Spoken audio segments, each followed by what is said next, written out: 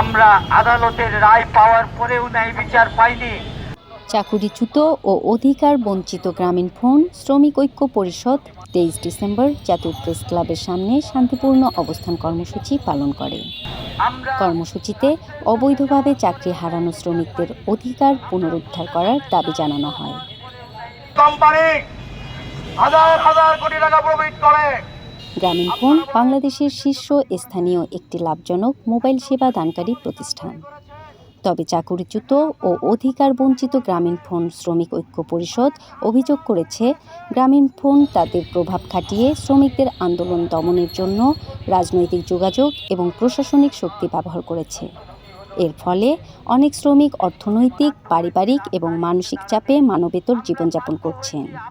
তার মানে আমাদের ফ্রেশ ব্লাড তাদের দরকার।